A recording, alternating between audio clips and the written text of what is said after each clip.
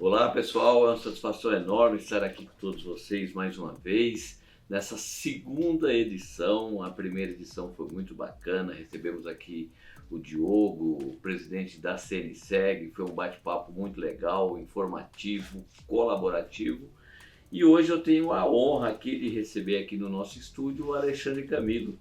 O Alexandre Camilo é um amigo pessoal, é um colega de profissão há muitos anos, várias batalhas juntos. Durante muito tempo, corretor de seguros, presidente do Sincor São Paulo e hoje superintendente da SUSEP. Quantas histórias, hein, Camilo?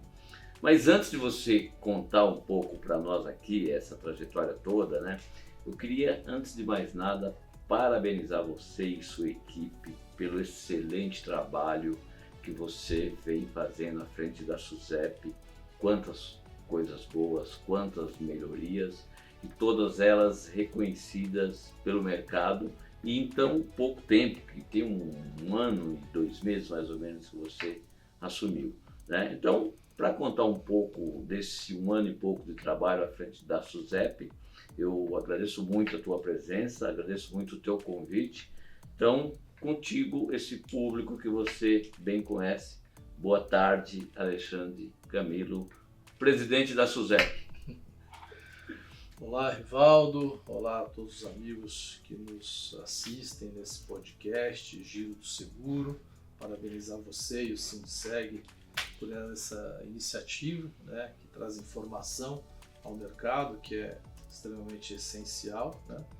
E também permite àqueles que aqui vêm, assim como eu, de colocar as pessoas a par dos atos, das entregas, enfim, daquilo que a gente se dedica a fazer. Aliás, são várias entregas, não vamos ter tempo para todas, né? Mas... Não, sem dúvida. Até porque eu espero que elas, mais do que a gente comentá-las, as pessoas já as percebam no seu dia a dia, né? Já tem essa percepção na prática. Então é um prazer imenso estar aqui com você. Muito obrigado pelo convite. Estou à disposição aí para esse nosso bate-papo. Então tá bom. Então, o Camilo, lembrando o criador, sendo direto e reto, qual a fórmula que você e sua equipe encontrou? Eu lembro muito bem da sua posse, né? E você falava muito da coisa do diálogo, né? Vamos dialogar, dialogar, dialogar. Então, provavelmente o diálogo foi uma das fórmulas, né? Mas com certeza tem outras fórmulas que você e seu time encontraram para estar conduzindo isso tão bem. Fala um pouco para a gente desse 1 ano de trabalho. Bem, Rivaldo, eu vou, se você me permitir, voltar até um pouquinho antes da minha nomeação, que foi em 12 de novembro. Fui nomeado 12 de novembro e tomei posse dia 16 de novembro, que tem os trâmites e tudo mais. Mas antes disso, na fase de nomeação ou não, eu, claro, tinha que avaliar, teoricamente, o prazo que eu tinha para ficar à frente da SUSEP, que seria o final deste governo. Este governo se mantendo ou não, eu avaliava que o que estava de fato seguro era o prazo de 1 ano, até 31 de dezembro. Para alguns amigos, isso até somava contra. Pô, você vai abdicar de algumas coisas pessoais, profissionais, alguns projetos que eu tinha, para uma missão de muito tiro curto. Todavia, eu fiz uma avaliação meio ao contrário. Eu entendi que este tiro curto, como que ele podia se traduzir em motivação, em uso, para podermos fazer o máximo em tão pouco tempo, e este pouco tempo fazer com que nossas ações fossem muito focadas, muito direcionadas. Então eu fiz uma lógica meio inversa. É verdade, né? Porque o tempo não era tão elástico assim, né? É um prazo curto. Então, e você, como um executivo de sucesso, também quero te parabenizar agora pela nomeação aí como CEO da Porto Seguros. Parabéns. Obrigado. Merecido também. Às vezes, quando a gente tem muito tempo, naturalmente a gente dá uma prolongada nas decisões, né? É natural uma avaliação mais complexa. Quando você não tem, matar a coisa ali na hora. Então eu procurei fazer esta lógica inversa do tempo ao meu favor. Quando cheguei, eu tinha uma diretoria instituída pela minha antecessora, então é natural a propositura de uma troca. Não nada contra as pessoas que lá estavam, mas você sempre procura pessoas mais alinhadas ao seu perfil, mais alinhadas à sua orientação. Então eu tinha que fazer isso. O serviço público tem uma complexidade um pouco maior do que na iniciativa privada. Você tem algumas amarras, né? Não é... Você tem que achar a pessoa, indicá-la, ela passar por um crivo. Processo. O que eu acho saudável, né? Tá certo? Mas isso tudo é um trâmite um pouco mais demorado. Então, eu tive aí alguns 3, 4 meses até compor a equipe. O que também eu usei a meu favor, porque aí eu me utilizei desses primeiros meses sugando informações, fazendo uma imersão de SUSEP, né? Mesmo com os diretores anteriores, com a equipe, com o quadro de técnicos da SUSEP, servidores altamente capacitados, fiz uma imersão, verdadeiramente uma imersão.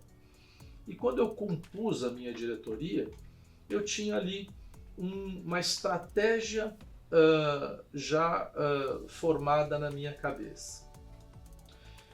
Compartilhei essa estratégia com a nova equipe e estipulei um prazo para nós tomar todas as ações referentes a essa estratégia.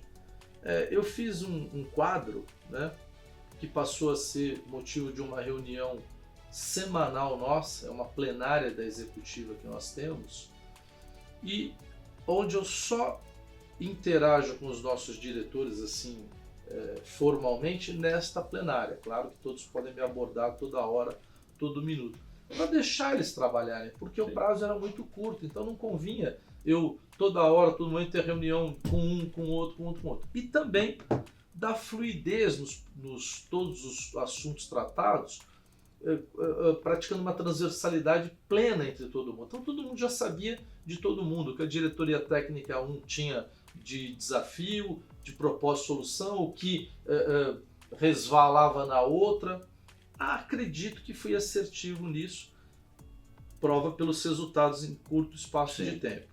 Então eu equacionei, em princípio, aquilo que eu falava, o que está praticado, consolidado e temos que já está efetivado e temos que consolidar porque é bom, porque o mercado está aderente, a sociedade está aderente, o que está já efetivado, mas ainda não consolidado, mas é bom também, pode ser consolidado, aquilo que após uma avaliação não deveria ter um ajuste, a continuar daquele jeito não seria consolidado, e aquilo que seria de nossa autoria, que nós gostaríamos de fazer.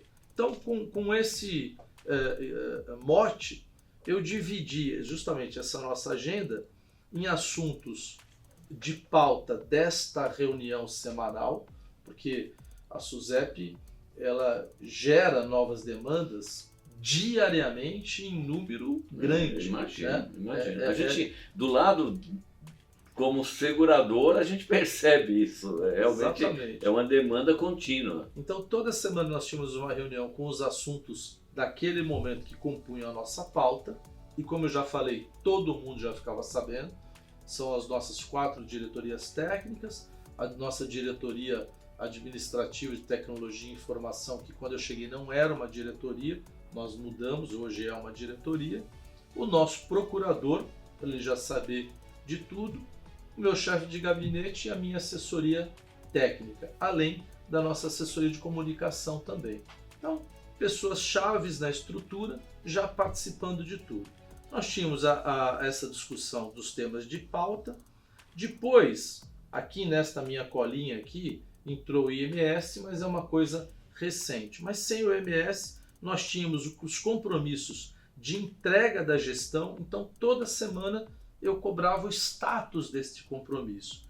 E para minha total satisfação, hoje, todos esses compromissos estão plenamente concluídos. Depois nós tínhamos questões estruturantes que nós devíamos direcionar, que eram preocupantes. Vou dar um exemplo muito claro. O que é uma situação estruturante e preocupante? O seguro DPVAT, por exemplo, né? Então classificamos nessa questão de estruturante e, por fim, os assuntos pertinentes a cada diretoria, o que era afeto exatamente de cada diretoria. Diretoria técnica 1, 2, 3, 4 e esta diretoria administrativa. E assim toda a reunião eu ia colocando status e próximos passos, status e próximos passos, e combinei com eles que nós teríamos um deadline de todas essas entregas serem feitas até 7 de setembro. Eu ainda falei, é uma data emblemática, né? Dia da Independência. Por que 7 de setembro? Porque dei como mais um prazo adicional até 7 de novembro. Caso 7 de setembro as coisas não tivessem sido praticadas, nós teríamos 2 meses para fazer essa avaliação, dar o último esforço para cumprir com essa entrega ou reavaliar a posição. Olha, de fato não vai dar. Construir as argumentações para de fato fazermos ou buscar as razões que não fizemos. Mas graças a Deus, todos os temas propostos foram tratados, praticamente 90% dos casos solucionados e em 100% equacionados. Então tem muito pouco ainda que requer uma solução ou uma ação daqui para frente. Realmente, eu e o mercado, nós fomos surpresos com tudo isso e no pouco tempo, com a agilidade que você tocou isso tudo. Mas isso eu vou falar um pouco mais no final. Mas ainda nessa linha de tantos projetos, de tantas coisas, de uma SUSEP também mais voltada para o consumidor, com a intenção de democratizar mais o seguro, especificamente nesse tema, democratização dos seguros.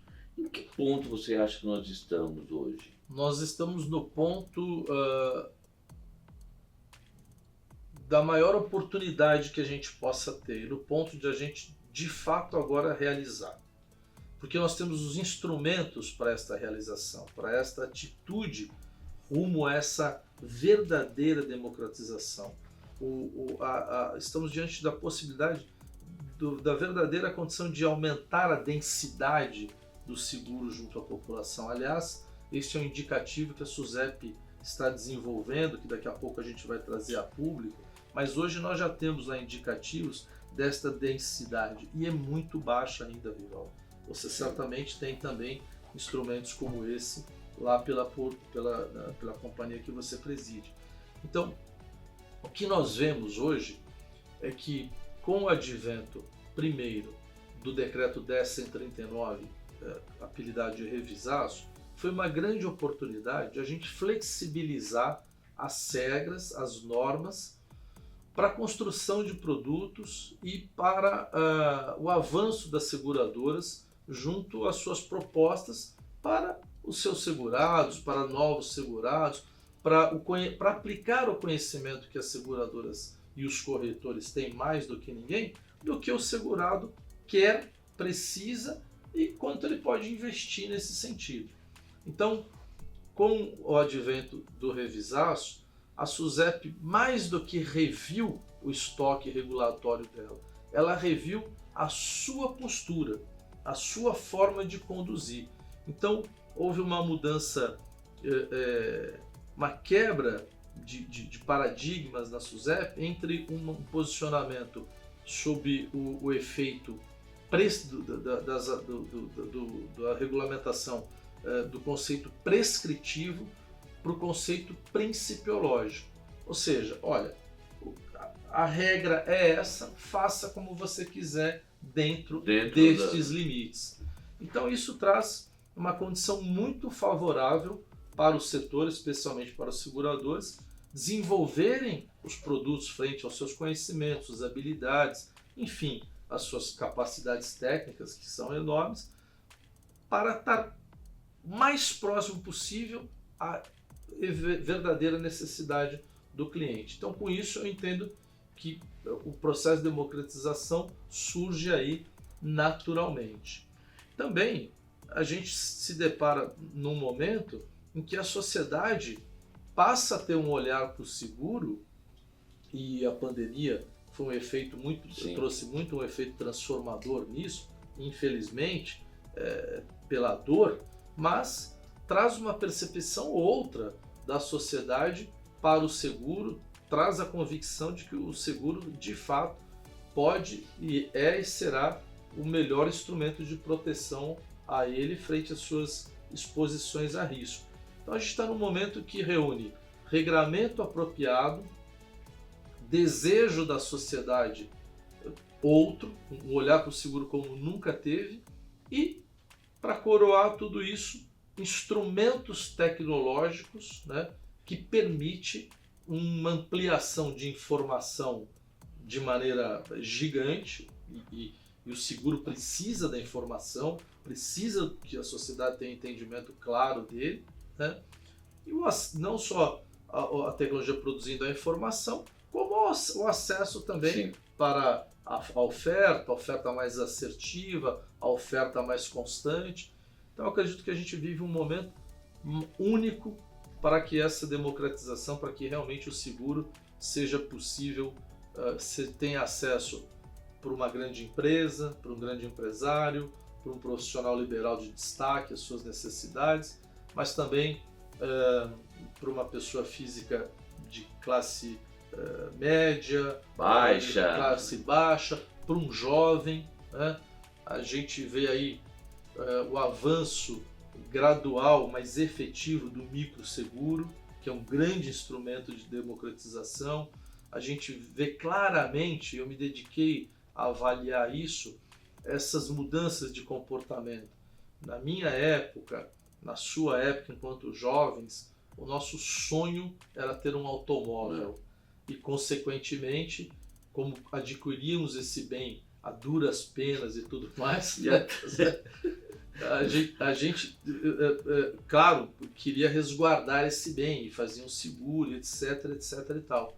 Hoje, a transformação, esse desejo, é por esse instrumento aqui. É verdade. É por esse instrumento. Um jovem, mesmo de baixa renda, faz de tudo para ter um smartphone mais moderno, mais caro e tudo mais.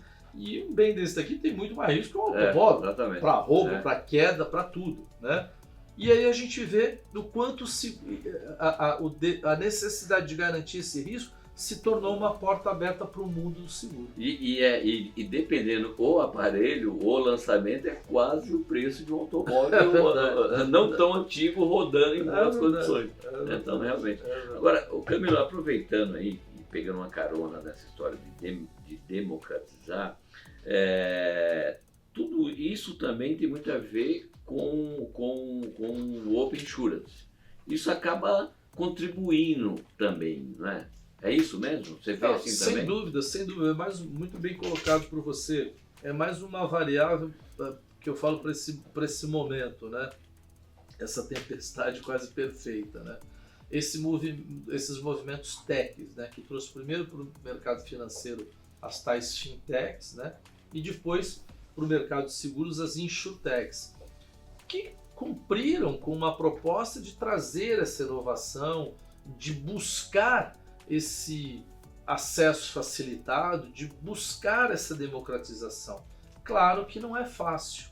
Claro que elas têm que a todo momento voltar para a prancheta e ver onde acertou, aonde errou. Porque a inovação não é só um instrumento de PowerPoint, né? Que você também acabou fazendo um pouco disso, né? Sim, nesse pouco tempo, né? Sim. Teve um ajuste bacana aí, né? Então, a gente fez um ajuste no Open Insurance. Por quê, Rivaldo? Muito obrigado por me oportunizar de dizer isso. Porque o Open Insurance, ele é um desejo, independente do nome, né? Mas ele é uma manifestação da sociedade. E na minha visão, o papel de Estado é ler o que a sua sociedade quer e precisa e fazer de tudo. E transformar, né? Para atender. Isso é o papel de Estado. Para isso que os governos estão. Para assistir a sociedade nas suas necessidades. Então o que a sociedade moderna quer hoje? Quer produtos cada vez mais ao seu feitio, à sua necessidade, certo? Sem gorduras, né?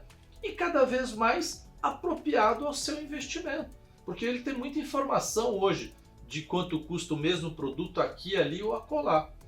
Então o Open traz esta realidade de desejo da sociedade transformado numa forma de atendê-lo. É simples assim. Se a gente traduzir o Open Insurance não ao pé da letra da tradução do inglês para o português, que é um equívoco que às vezes a gente faz, né? Aí talvez venha a minha vocação comercial. Na verdade, o Open Insurance é a oferta de produtos, a possibilidade de oferta de produtos para a sociedade mais ao seu feitio, mais adequada ao seu desejo, ao atendimento à sua necessidade, com uma proposta adequada à sua capacidade de investir nesta solução, nesta prestação de serviço. E aí, só para eu completar, haviam situações na formação, na arquitetura primeira do Open Insurance que trazia reticências do mercado segurador, né? Que tornava o mercado segurador um pouco refratário à forma como estava, com razão. Ora, se o mercado segurador, se o corretor não estivessem aderentes ao processo, uma vez que o processo é fundamentalmente atender o desejo da sociedade e para tal precisa do consentimento da sociedade, precisa do consentimento da pessoa para ser aderente ao processo, como é que nós, mercado de seguros, uma vez refratários, construiríamos um discurso apropriado para convencer alguém, olha, estou dentro, vou aderir e vou consentir o compartilhamento dos meus dados? Então tinha que se fazer um ajuste para que o mercado de seguros entendesse isso como uma possibilidade de mais oferecer, de mais democratizar o produto. Mais concorrência, que é bom para o consumidor final. Exatamente, mas dentro das suas condições de atuar. Então foi isso que nós fizemos. Então eu acredito que agora o mercado motivado vai fazer o discurso apropriado para que você, eu, outros, possamos ser aderentes e ofertar o nosso consentimento. Isso no Open Insurance. E além disso, podemos falar num outro momento, tem o processo de sandbox, que também é um movimento de insurtechs, buscando também essa democratização. Que abriu mais oportunidades também, mexeu até com grandes companhias, né? Porque é uma turma jovem, uma turma empreendedora, que pensa fora do quadrado e de certa maneira também não é tão fácil sobreviver nesse mundo. Ainda mais você nascendo, né, no meio de tantos gigantes, mas de certa maneira acaba provocando as grandes companhias também. Então foi um movimento muito bacana também do sandbox. Eu costumo dizer que é estimulante. Estimulante, né? Exatamente. Estimulante, é um processo estimulante. E que a gente também está acompanhando para que a gente também possa aprimorar. Porque a própria SUSEP se colocou nessa mesma caixa de areia, né? Nesse mesmo sandbox, né? E então nós também vamos ter um olhar bastante grande para isso. Já tivemos esse momento, agora a gente sabe o que a gente pode aprimorar desse processo. Legal. Agora, Camilo, um tema aqui um pouco polêmico, né? A gente já discutia isso há muitos anos, você também já discutiu isso, esteve à frente de várias ações ainda quando presidente do Sincor São Paulo, né? Que são as APVs, né? A Associação de Proteção Veicular.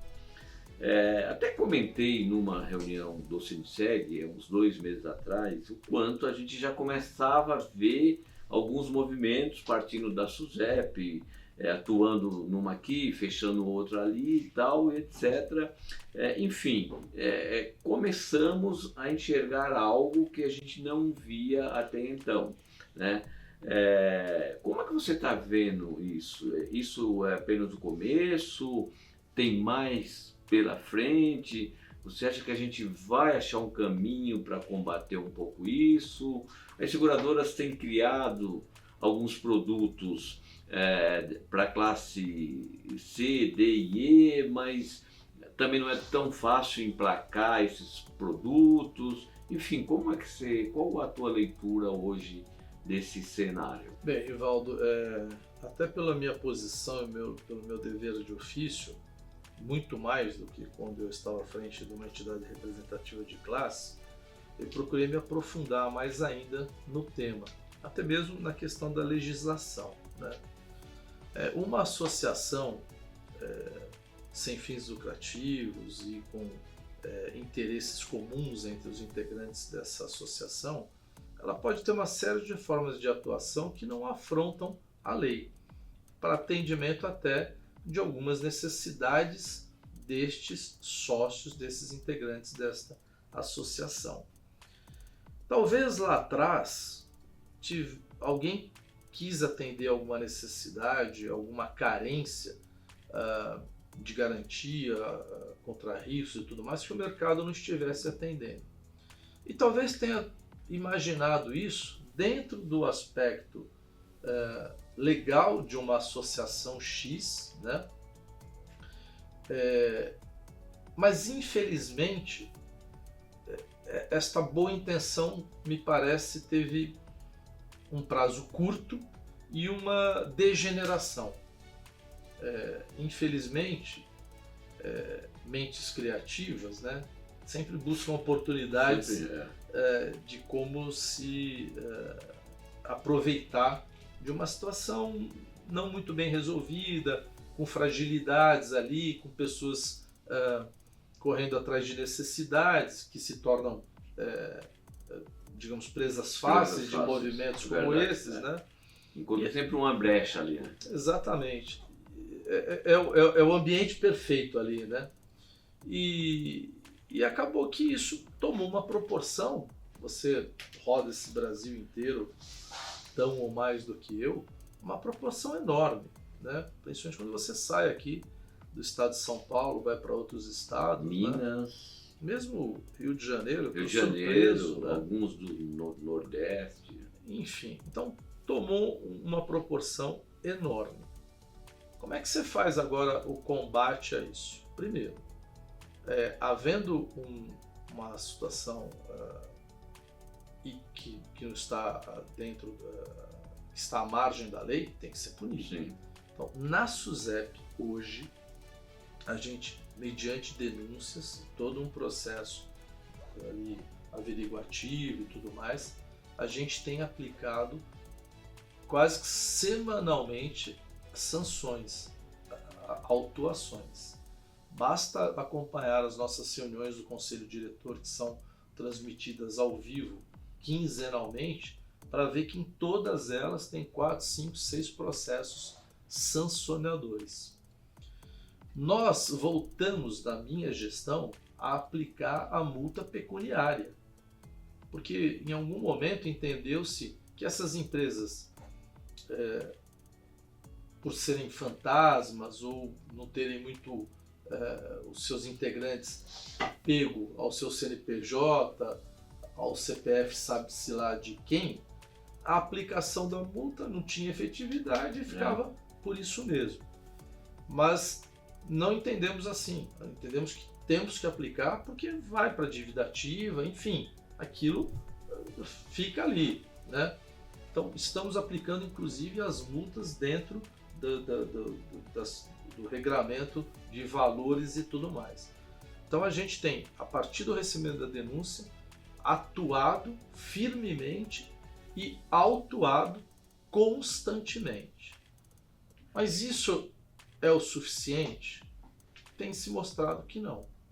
Então eu entendo que o agente regulador, a SUSEP, junto ao setor de seguros e adicionalmente o poder legislativo, nós temos que construir uma solução legal para isso, que seja muito maior ou muito mais amplo do que ficarmos eternamente neste embate, que já se demonstrou não ter muita efetividade. Tá, e tem alguma frente já? Você já tem algo sendo estruturado? Você pensa nisso? Então, em conversas que tive no âmbito do governo, no âmbito do Ministério da Economia, junto à SPE e Secretaria Especial do Tesouro e Orçamento, há um estudo com relação à regulamentação das cooperativas de seguros, né? Ainda é um projeto, Milionário ainda, muito ainda está passando, tem que passar por Procuradoria-Geral da Fazenda e tudo mais, mas eu acho já interessante o governo já estar olhando para isso. Também já há no Legislativo projeto de lei para tentar regulamentar isso. Então, eu acredito que uma hora as coisas vão se encontrar. E agora, nesse IMS, que se você quiser depois abordar isso, dos tantos temas que se colocou lá sobre o IMS, um deles, trazido pela SUSEP, porque até me chamou a atenção, o próprio mercado não havia feito uma manifestação sobre isso, e eu sempre digo, o IMS ele vai ser cada vez melhor, porque as pessoas vão participando e vão sabendo se posicionar melhor e sabendo externar os seus pedidos melhor. No primeiro momento, quando eu chegar para você, olha, eu quero o gênio da lâmpada, faça 3 pedidos. Pô, você não sabe o que fazer, você precisa de um tempo para pensar. Né? Tá certo? O primeiro me dá um tempo. Exatamente. Posso gastar dá um tempo. Então é a mesma coisa, o IMS é a mesma coisa, ele vai com o tempo sendo aprimorado, os posicionamentos serão melhor formalizados. E nós trouxemos a questão exatamente das associações de proteção. E não foi colocado nesta rodada, mas eu tenho certeza que num próximo momento o será. Então eu tenho convicção que nesse novo governo, isso está tudo registrado, a SUSEP vai se posicionar, porque isso demanda muito da SUSEP, demanda muito da área de fiscalização da SUSEP, muito, e é meio um enxuga-gelo. Então a gente tem que procurar uma solução mais efetiva para isso. Bom, já que a gente falou da sigla aí, tem outra sigla aqui, então essa sopa de letrinhas, às vezes a gente precisa falar para o público o que significa cada uma delas, né? O que na verdade é IMS. E você tem razão, e na esfera... Porque senão a gente fica bem aí, o pessoal, público lá deve estar, o que E na esfera governamental, sigla... Imagina. Eu tenho um glossário, o que é, cara? Se os caras falam, eu não sei. Porque o IMS, na verdade, a tradução é Iniciativas do Mercado de Seguros.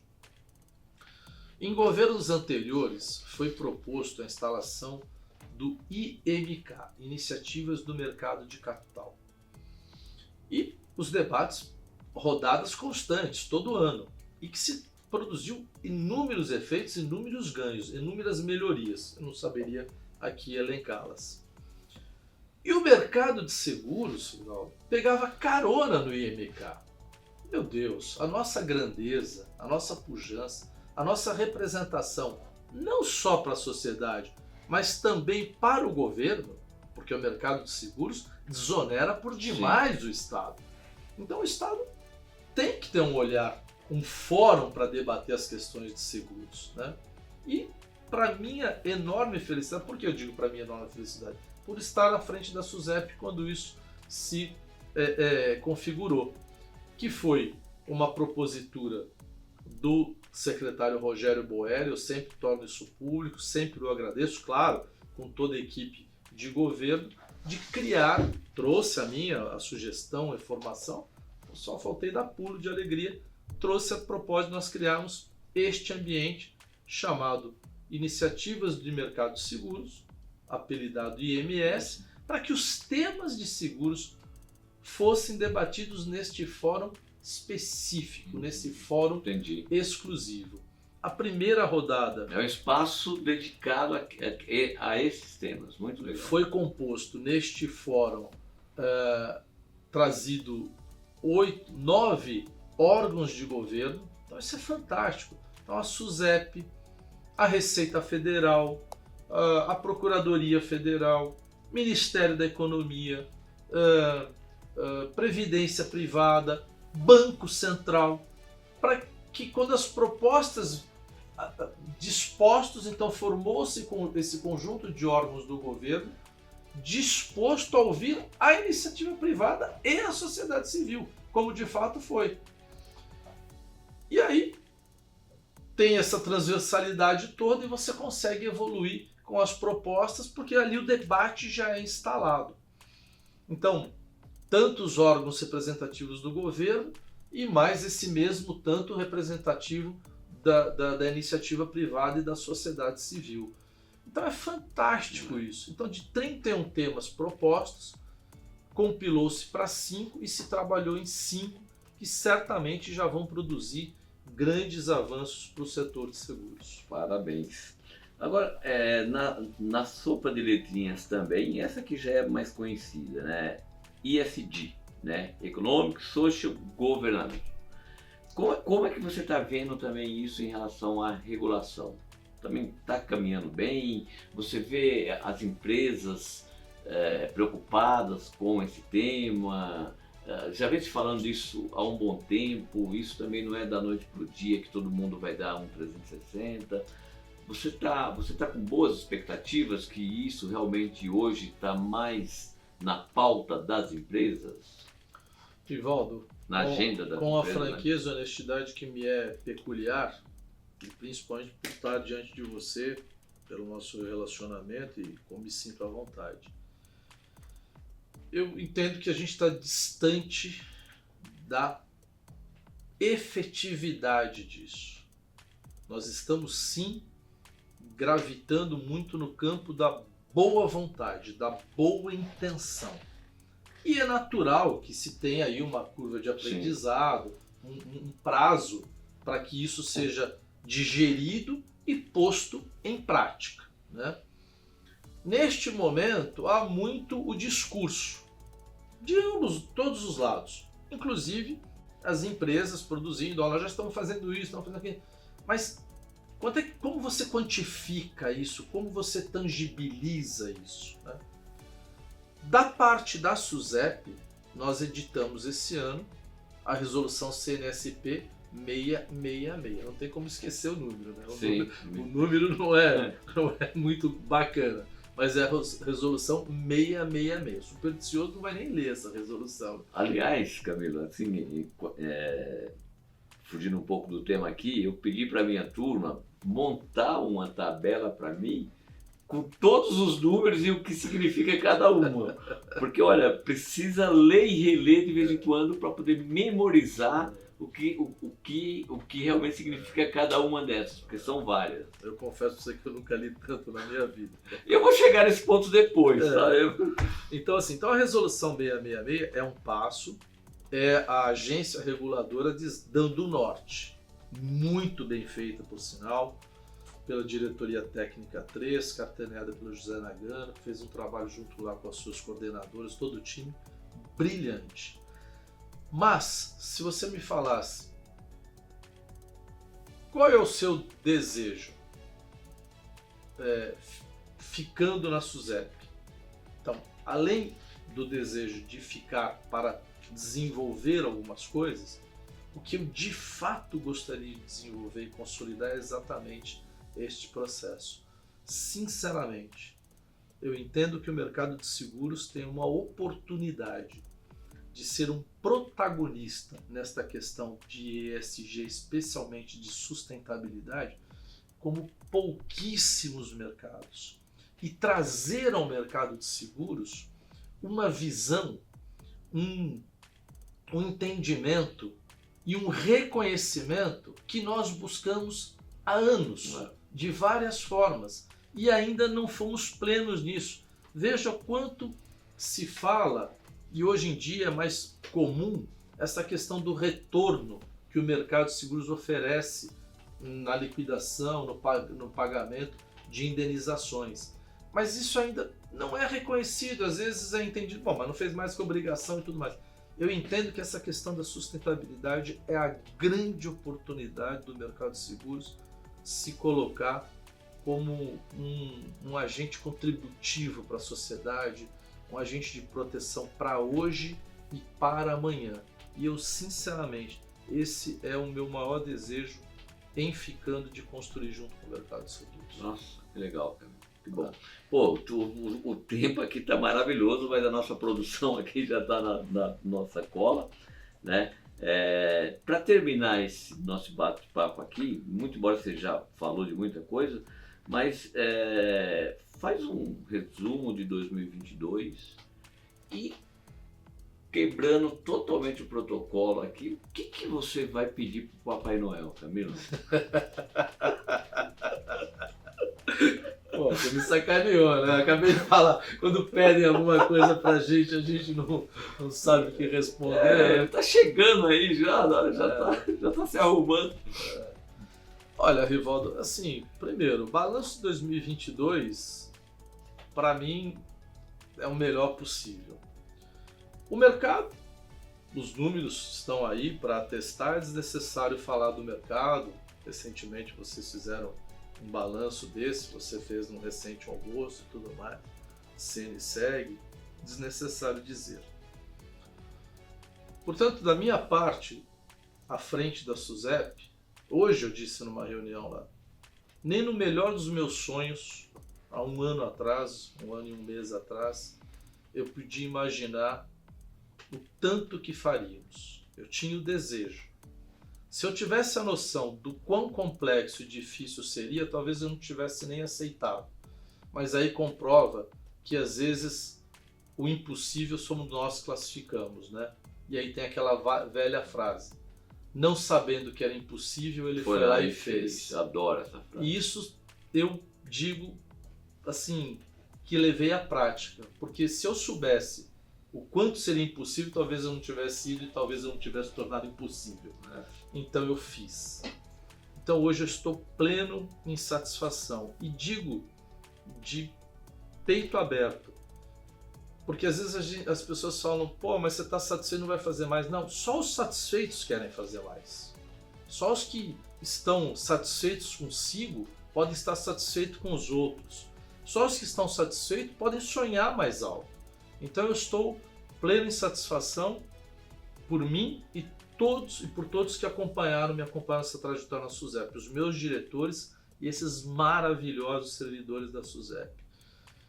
Então, com relação a 2022, um ano de muito êxito, de muito ajuste, e que principalmente trouxe ao mercado o que é necessário para qualquer ambiente prosperar, que é a estabilidade, que é a pacificação, que é a tranquilidade, que é você, frente a uma empresa da envergadura que você preside, estar tranquilo, estar num ambiente estável para se desenvolver, para projetar, para avançar. E isso eu tenho certeza que nós trouxemos neste ano de 2022, que por si só é uma grande recompensa para mim. E construímos com isso todo o ambiente propício para esse desenvolvimento em 2023. Então, para o meu Papai Noel, para o Papai do Céu, eu só posso agradecer, né? E para o Papai Noel, sinceramente, eu pediria que ele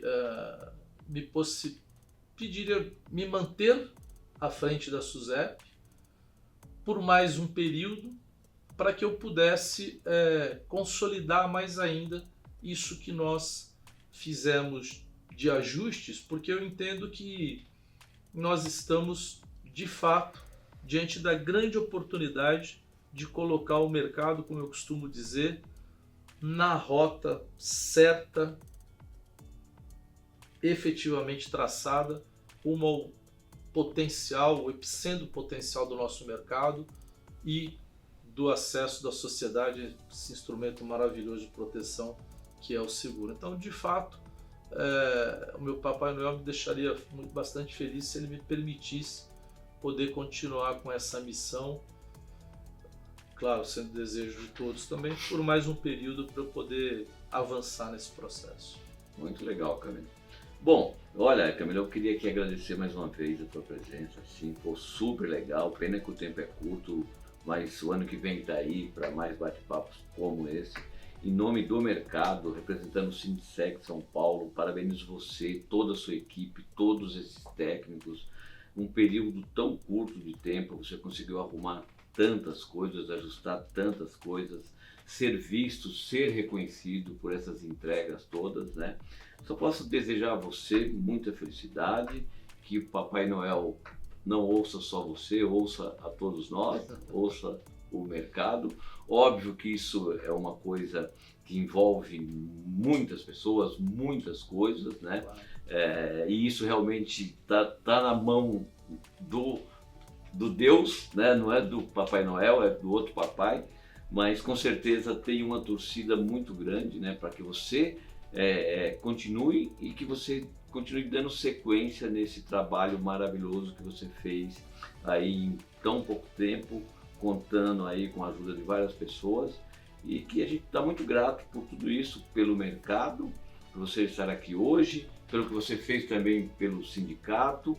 E eu queria encerrar assim, eu comentei com você isso na sexta-feira passada, no almoço do Sindseg, que eu também tive uma mudança, né, muito importante na minha carreira na empresa que eu represento, né? Tantos anos de era comercial, e de repente você assume uma área técnica, muito técnica, onde o negócio é mais embaixo, a coisa ali é mais estruturada, né? E eu ficava buscando, e eu vou me espelhar em quem, eu vou me espelhar em quem. E não sei por que de repente eu falei, caramba, o Camilo vive um momento parecido com o meu, porque era uma pessoa hipercomunicativa, uma pessoa hipercomercial, um relacionamento fantástico à frente do sindicato há muitos anos, que precisa de um puta do molejo e tal, e de repente está numa cadeira ali governamental, mais estruturada, muito técnica, cercado de leis, de normas, de circulares, etc. E como ele conseguiu se encaixar nisso tão rápido, né? Então saiba que eu estou vivendo esse momento e tentando também fazer essa transformação, e busquei um pouco de inspiração nesse 360 que você deu tão rápido na sua vida, na sua carreira. E o mais importante, Camilo, suas raízes são as mesmas. E isso eu acho que é o que a gente leva da vida, que a gente leva da profissão, né? Ter prazer no que faz, galgar coisas maiores, mas a nossa essência continua intacta. Obrigado, Alexandre Camilo. Obrigado a você. Até a próxima. Valeu. Quer falar mais alguma coisinha? Não, obrigado. Valeu. Então, esse foi mais um podcast do Giro Seguros. Obrigado pela audiência de vocês. Aproveito aqui em nome do Sindseg São Paulo para desejar a todos vocês um Natal repleto de felicidades e um ano novo repleto de realizações, que 2023 seja o ano na vida de todos nós. Um beijo no coração de todos vocês. Até a próxima. Valeu!